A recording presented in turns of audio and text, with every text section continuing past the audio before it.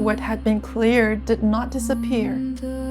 It reorganized itself into a subtler form. From this reorganization, Shumba and Nishumba arose.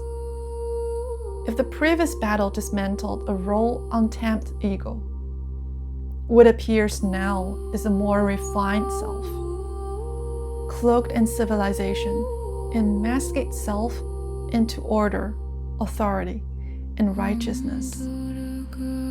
It reframed control into responsibility and elevated fixation into belief. Therefore, it's even harder to detect. When the more privative forms of the selfhood dissolves, collective conscious came into view. Norms, morality, and shared values layered over one another. Everything appears stable, rational, and even luminous. This form of ego is no longer appear as desire, but as correctness, duty, and order. Perception was standardized, and forms congealed into rigidity, and thought is no longer free, but administrated. When the order lost its balance, Indra was cast out again and called upon Durga. So the system's deeper balancing process resumed.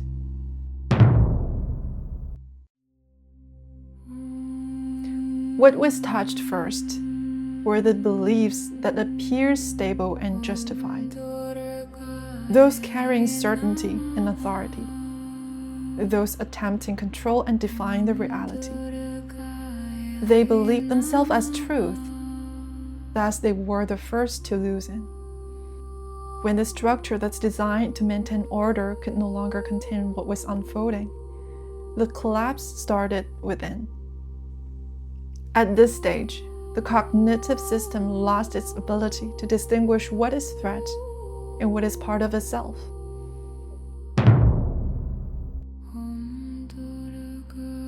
When a structure built on being right collapses, clarity does not return immediately. What follows is a more precarious phase. The old ways of making sense of things fallen apart, yet the new mode has not taken shape.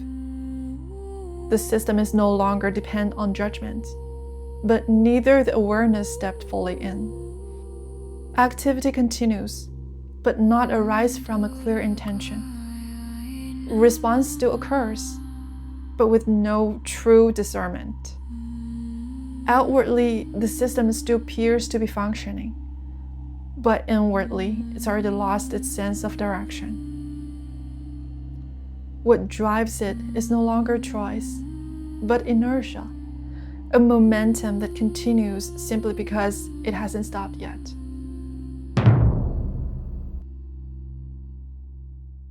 And when that unconscious momentum is finally halted, karma reveals its true weight.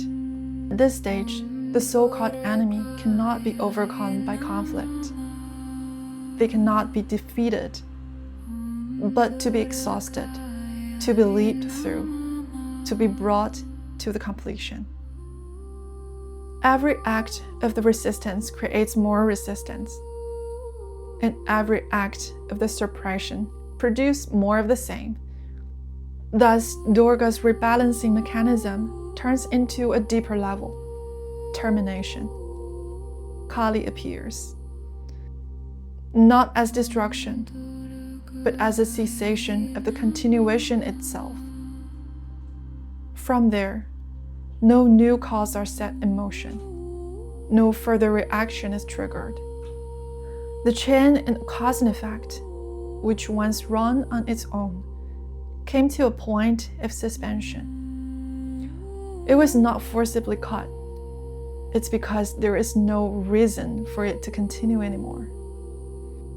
What loses the necessity is not only the motion or the action, but also the meaning that was once assigned to them.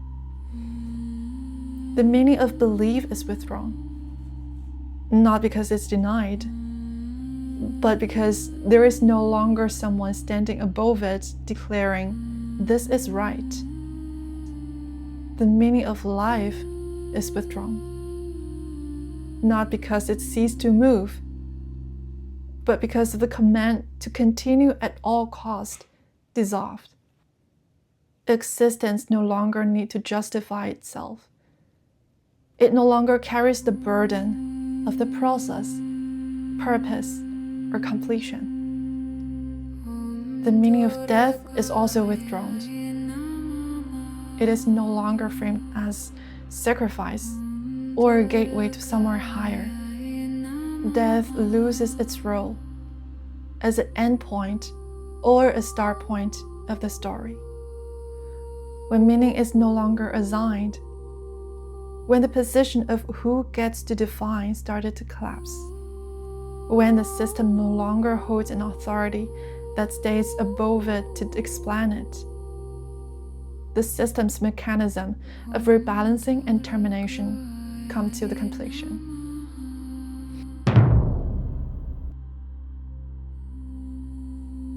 At the final moment, Durga's sword pierced through Shumba's heart. The blood stained the blade, as intimate as lovers' hug. There is no hatred in this act, no cruelty, no fear. It is an ending, allows itself to end.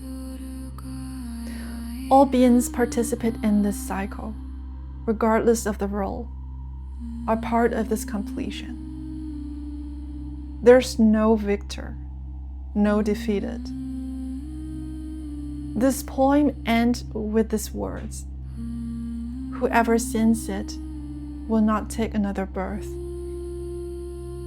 When it is fully understood and embodied, you will not be pulled by any of what has been described above. In other words, there is no longer a need to enter the narrative of samsara at all.